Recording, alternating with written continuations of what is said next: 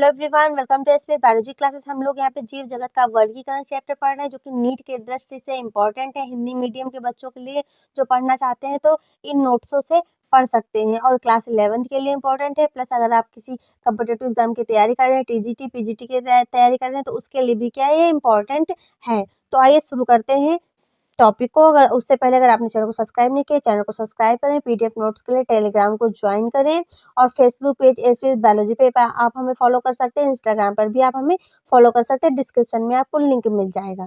ठीक है, तो आइए चैप्टर को शुरू करते हैं। तो मुनेरा जगत को पढ़ते हैं। इसके पहले हम लोगों ने इंट्रोडक्शन क्लास का पढ़ लिए, तो प्लेलिस्ट बनी है नीट बायोलॉजी और टॉपिक नोट्स। ठीक है, एनसीईआरटी नोट्स से आप देख लेंगे चैनल पे विजिट करके, तो आपको वहां से मिल जाएगी, तो वहां से आप देख लीजिएगा। देखिए, तो मुनेरा जो होते हैं, मुनेरा जो जगत होता है, मुनेरा जो किंगडम होता है, इसमें प्रोकैरियोटिक होते हैं। क्या ये कैसे होते हैं? प्रोकैरियोटिक होते हैं। तो मुनेरा में देखिए दो प्रकार के होते हैं, यू बैक्टीरिया और आर्की बैक्टीरिया। यू बैक्टीरिया और आर्की बैक्टीरिया, दो प्रकार की बैक्टीरिया पाई जाती हैं। जो आर्की बैक्टीरिया होती हैं ये प्राचीन बैक्टीरिया होती हैं, जो यू बैक्टीरिया होती हैं ये वास्तविक बैक्टीरिया होती हैं। ठीक है, तो यू बैक्टीरिया को दो भागों में बांटा गया है, बैक्टीरिया और साइनोबैक्टीरिया। ठीक है, बैक्टीरिया और साइनोबैक्टीरिया, तो दो भागों में इनको बांटा गया है।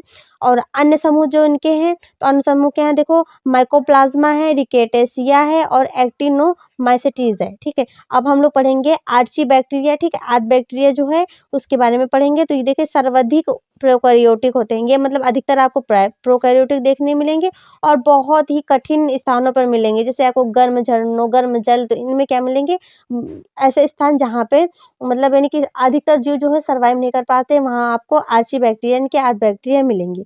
आर्की बैक्टीरिया के जो प्रकार होते हैं, ये देखो मेथेनोजन होता है, हेलोफाइल्स होता है और थर्मोसिडोफाइल्स होता है। ठीक, थर्मोसिडोफाइल्स होता है। तो ये तीन प्रकार की होती हैं जो आर्की बैक्टीरिया होती हैं। ठीक है, सबसे पहले हम लोग समझेंगे मैथोनोजन बैक्टीरिया के बारे में समझेंगे। जो आर्च बैक्टीरिया जो है, देखो ये अविकल्पी होती है और अवायवी होती है। रूमिनेंट जो पशु होते हैं जैसे कि गाय भैंस, ठीक है, जो कि मतलब जुगाली करते हैं, उनको रूमिनेंट कहते हैं, तो इनके आंत में पाई जाती हैं। इनके गोबर से मीथेन गैस यानी कि जैव गैस का क्या होता है, उत्पादन होता है, जो कि रूमिनेंट होते हैं जानवर जैसे कि गाय भैंस। अब हेलोफाइट्स क्या होते हैं, तो हेलोफाइट देखिए लवणीय बैक्टीरिया होती हैं। ये उच्च लवण यानी कि सांद्रता वाले वातावरण में पाई जाती हैं। ठीक, पाई जाती हैं।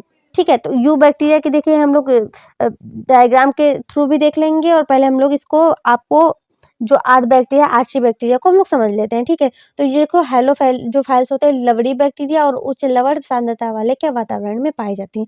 थर्मो एसिडोफाइल्स क्या होती हैं, ये सल्फर युक्त पानी, जो सल्फर युक्त पानी होता है तो उनके स्रोतों में ही पाई जाती हैं थर्मोसिडोफाइल्स। जो आर्की बैक्टीरिया होते हैं में देखो पेप्टिडोग्लाइकेन जो होता है ये एब्सेंट होता है। यही जो होता है पेप्टिडोग्लाइकेन जो होता है, यही जो एब्सेंट होता है, इसी वजह से क्या होती है, प्रतिकूल जो अवस्थाएं होती है जैसे गर्म जल, गर्म पानी, तो इसमें क्या होती हैं, ये जीवित रहती हैं, सर्वाइव करती हैं। ठीक है, ये जीवित रहती हैं, ये सर्वाइव करती हैं। अब यू बैक्टीरिया को हम लोग समझते हैं, यू बैक्टीरिया क्या होती है। तो देखो यू बैक्टीरिया की पहचान कैसे करेंगे, इसमें कठोर कोशिका भित्ति पाई जाती है, और इसमें कसाब यानी कि जो फ्लैजेला होते हैं जिनके देखो जो जिसको कहते हैं जो मोटाइल, ठीक है, यानी कि मतलब चलती हैं, फ्लैजेला की सहायता से इधर उधर क्या करती हैं, ये गमन करती हैं। और जो आपके यू बैक्टीरिया होते हैं लगभग सर्वव्यापी होते हैं। ठीक है, सभी जगह पाए जाते हैं। कुछ बैक्टीरिया ऐसे भी जो होते हैं क्या होते हैं, जो एंडोपैरासाइट होते हैं, यानी कि शरीर के अंदर पाए जाते हैं।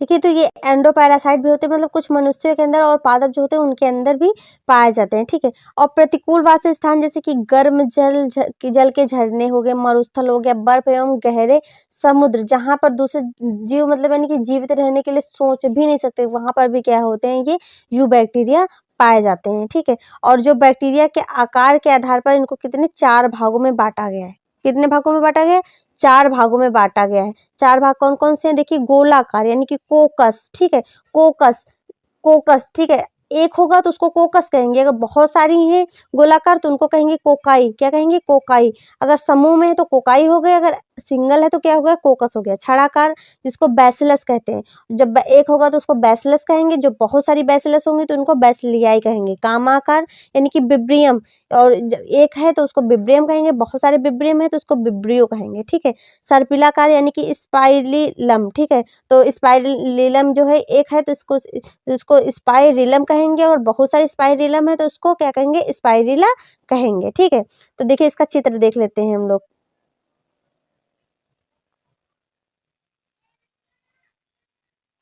अब देखिए इनको डायग्राम के थ्रू समझ लेते हैं। तो देखिए ये देखिए आपको अगर सिंगल में दिखेगी तो इसको कहेंगे कोकस, ठीक है। ग्रुप में दिखेगी तो इसको कहेंगे कोकाई। और देखिए बैसिलस ये दिख रही हैं आपको, ठीक। इसमें क्या है, स्पोर्स दिख रहे हैं आपको। अगर एक दिखेगी तो उसको कहेंगे हम लोग बैसिलस, अगर ग्रुप में दिखेंगे तो उसको बैसिलियाई कहेंगे, ठीक, बैसिलाई कहेंगे। अब ये देखो ये स्पाइरिला दिख रहा है, क्या आपको दिख रहा है, स्पाइरिला दिख रहा है। अगर एक है, ठीक, इसमें देखो फ्लैजेला पाए जाते हैं, इसी वजह से क्या होते हैं, ये मोटाइल होते हैं। अगर सिंगल दिख रहा है तो इसको कहेंगे हम लोग, देखो बैस, देखो सिंगल दिख रहा है तो इसको हम लोग कहेंगे स्पाइरिलम, क्या कहेंगे, स्पाइरिलम कहेंगे। अगर ग्रुप में दिख रहा है तो इसको स्पाइरिला कहेंगे। ये आपकी विब्रियो है, ठीक है, ये आपकी विब्रियो है तो इसको हम लोग देखिए ग्रुप में है तो इसको विब्रियो कहेंगे। और सिंगल है, अगर सिंगल आपको दिख रही है तो इसको विब्रियम कहेंगे, ठीक है। अगर एक दिख रही है तो आपको क्या कहेंगे, इसको क्या कहेंगे, विब्रियम कहेंगे। और संरचना के आधार पर देखिए, संरचना के आधार पर ये अत्यंत सरल होते हैं और व्यवहार के आधार पर अगर पूछा जाए तो ये बहुत ही जटिल होते हैं, ठीक है। इसमें जो होती है उपापचय की दृष्टि से अन्य जीवधारियों से अधिक क्या होती हैं, विविधताएं पाई जाती हैं। जो उपापचय होती है उसकी दृष्टि से इसमें क्या होती हैं, और जो अधिक जो अलग जो अन्य जीवधारी होते हैं उसकी अपेक्षा इनमें विविधताएं आपको ज्यादा देखने को मिलेंगी। कोशिका भित्ति अगर पूछी जाए यूकैरियोट जो होती है उनकी कैसी बनी होती है, तो पेप्टिडो, देखो पेप्टिडोग्लाइकेन जो होता है तो ये जो होता है ये एब्सेंट होता है। इसी की वजह से क्या होती है, ये विपरीत परिस्थितियों में क्या होती हैं, ये जीवित रहती है। वह टिकाइल अम्ल जो होता है इसमें पाया जाता है, ठीक है। अब इसमें हम नोट देख लेते हैं क्या दिया हुआ है। तो नोट में देखिए जो अभिरंजन होता है यानी कि क्रिश्चियन ग्राम द्वारा सन 1884 में विकसित किए गए, जिसे ग्राम देखो स्टैनिंग नाम दिया गया, कि प्रतिकृत के आधार पर देखो ग्राम पॉजिटिव ग्राम निगेटिव दो प्रकार के बैक्टीरिया यहाँ पे आपको देखने मिले। हम लोग gram positive gram negative bacteria को समझ लेते हैं। ग्राम पॉजिटिव बैक्टीरिया जो होते हैं एकल पर, देखो ये एकल परत वाले होते हैं और टिकाइल अम्लयुक्त तथा ग्राम अभिरंजित होने वाले होते हैं। एग्जाम्पल इसके बैसिलस हो गए, सब टीलम हो गया, ठीक है। और ये पेप्टिडग्लाइकोन की एक मोटी परत जो होती है क्रिस्टल वायलेट रंग की, इसमें निकलने से क्या होती है, इसको रोकती है, ठीक है, इसको रोकती है। इसमें जो होते हैं ग्राम निगेटिव जो बैक्टीरिया होते हैं इसको देख लेते हैं। इसमें दोहरी परत वाले होते हैं, टिकाइल अम्ल रहित तथा अभिरंजित ना होने वाले होते हैं। एग्जाम्पल के लिए आपको एस्चेरिचिया कोलाई हो गया आपका, जिसमें सेलवाल जो होती है वसा की उच्च मात्रा यानी कि इसमें प्रेजेंट होती है, जो कि एस्टोन अल्कोहल एस्टेन जो अल्कोहल जो होता है रासायनिक इलाकों में क्या होती है, घुलनशील होती है, ठीक। अभिरंजन घुल जाता है, तत्पश्चात क्या होता है, अल्कोहल नवीन अनावृत पेप्टिडग्लाइकन परत से क्रिस्टल वायलेट रंग को क्या करते हैं, निकालकर रंगहीन कर देता है, ठीक, रंगहीन कर देता है। अब बैक्टीरिया के बारे में और पढ़ लेते हैं। तो बैक्टीरिया की कोशिका की निम्न संरचना कोशिका भित्ति के बाहर पाई जाती है, ठीक है, बाहर पाई जाती है, जिसको ग्लाइकोकैलिकस या कैप्सूल फ्लैजिलम फिम्ब्री या पिलाई कहते हैं, ठीक। ये जो बाहर पाए विलाई कहते हैं, तो ये बाहर पाई जाने वाली क्या होती हैं, इसकी संरचनाएं होती हैं। जो कोशिका भित्ति के अंदर पाई जाती हैं वो संरचनाएं आपको प्लाज्मा झिल्ली और मिजोसोम, आपको न्यूक्लियोटाइड साइटोप्लाज्म आदि देखने को आपको मिलेंगे जो अंदर पाए जाते हैं, ठीक है। बैक्टीरिया का जो आनुवंशिक पदार्थ जो होता है वो पूछा जाए तो क्या होता है, न्यूक्लियोटाइड होता है। क्या होता है, न्यूक्लियोटाइड होता है, ठीक, न्यूक्लियोटाइड होता है। बैक्टीरिया में पोषण देखिए स्वपोषण होती हैं और विषमपोषी होती है। कैसी होती है, स्वपोषी होती हैं और विषमपोषी होती हैं, ठीक है। अब हम लोग विभक्त होता हुआ बैक्टीरिया देख लेते हैं चित्र के माध्यम से कैसा होता है। ये देखिए आपको क्या विभक्त होता बैक्टीरिया देखने को मिलेगा। ये बैक्टीरिया ये दो भागों में बट रहा है, ठीक, डीएनए जो है वो भी दो भागों में बट रहा है, ठीक है। तो देखिए ये कोशिका झिल्ली है और इसके अंदर वाली ये कोशिका भित्ति है, इसमें क्या है, डीएनए दो भागों में टूट रहा है, तो ये विभक्त होता हुआ बैक्टीरिया है।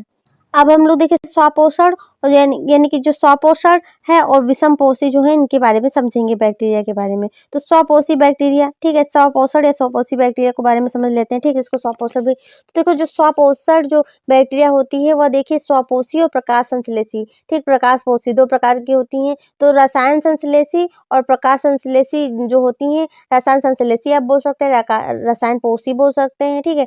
दो प्रकार की होती हैं जो कि एग्जाम्पल में नाइट्रीफाइंग है और जीवाणु, ठीक है। और बैंगनी बैक्टीरिया प्रकाश संश्लेषी हो गई। तो देखिए रसायन जो देखो रसायन संश्लेषी स्वपोषी बैक्टीरिया जो होती हैं जैसे कि नाइट्रेट हो गया, आपका नाइट्राइट हो गया एवं अमोनिया जैसे विभिन्न जो अकार्बनिक पदार्थ होते हैं, पदार्थों को आकार जो होता है आकार देखो आकाश आक्सीकृत करके उनमें क्या होती है ऊर्जा का उपयोग एटीपी उत्पादन के लिए होता है। ये नाइट्रोजन, फास्फोरस, आयरन एवं सल्फर जैसे पोषकों के पुनर्चक्रण में क्या होते हैं, महत्वपूर्ण भूमिका निभाते हैं। विषम पोषण देखिए क्या होता है, तो देखो इसमें क्या होता है, विषम पोषी बैक्टीरिया जो होते हैं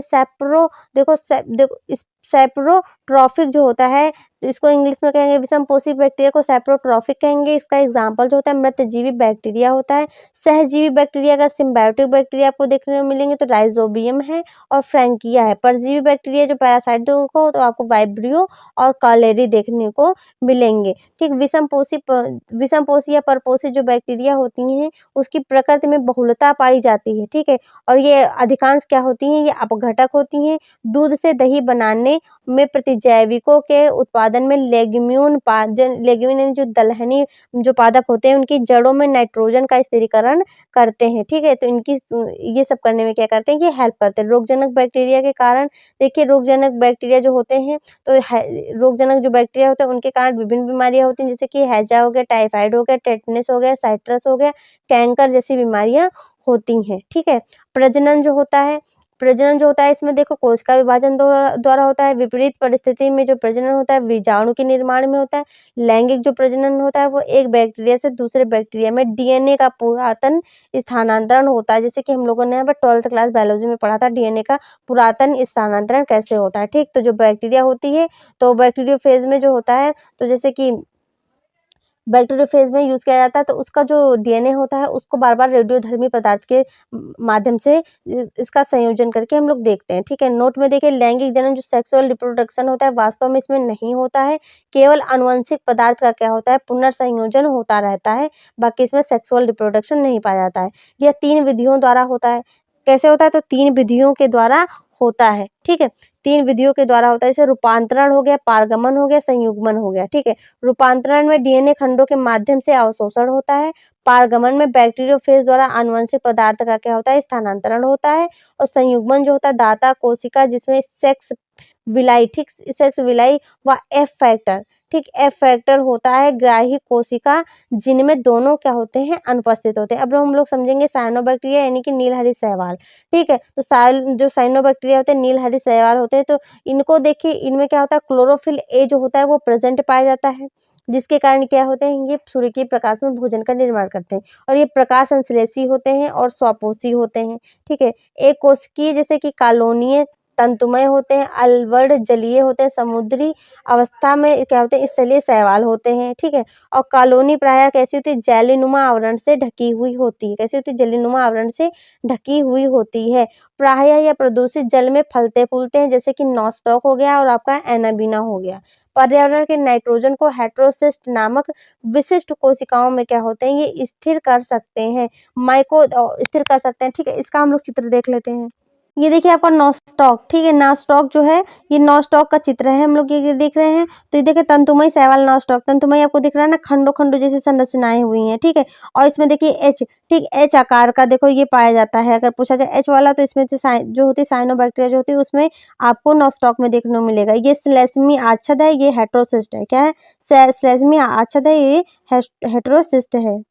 देखिए जो माइकोप्लाज्मा होते हैं, तो माइकोप्लाज्मा जो होते हैं सभी जीवित प्रोकैरियोटिक जीवों में सरलता व सूक्ष्मतम होते हैं। यह बिना ऑक्सीजन के भी रह सकते हैं। सेल वॉल की अनुपस्थित के कारण अपने आकार को क्या करते हैं, ये बदल देते हैं। अतः बहुरूपी, ठीक, क्योंकि ये अपने आकार को बदलते हैं, तो इसलिए इनको बहुरूपी यानी कि प्लियोमॉर्फिक होते हैं। ठीक है, इन जीवों को प्रायः MLOS, ठीक, MLOS यानी कि माइकोप्लाज्मा लाइक ऑर्गेनिज्म, ठीक है, या PPLO जो होते हैं, PPLOS इनको माइकोप्लाज्मा, ठीक, इनको माइकोप्लाज्मा को ही कहते हैं, यानी कि प्लूरो, ठीक है, और प्लूरो निमोनिया लाइक ऑर्गेनिज्म कहा जाता है। ठीक है, और देखिए जो पेनिसिलिन एक प्रतिजैविक है। क्या है, पेनिसिलिन जो है एक प्रतिजैविक है जो कोशिका भित्ति निर्माण को क्या करती है, प्रभावित करती है। और इसमें नोट में देख लेते हैं, तो नोट में देखो माइकोप्लाज्मा प्राणियों और पादपों पर मृत पोषी परजीवी की तरह क्या करते हैं, रहते हैं, जो माइकोप्लाज्मा होते हैं।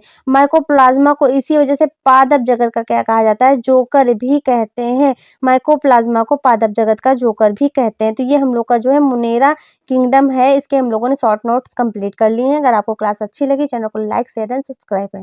Thanks for watching.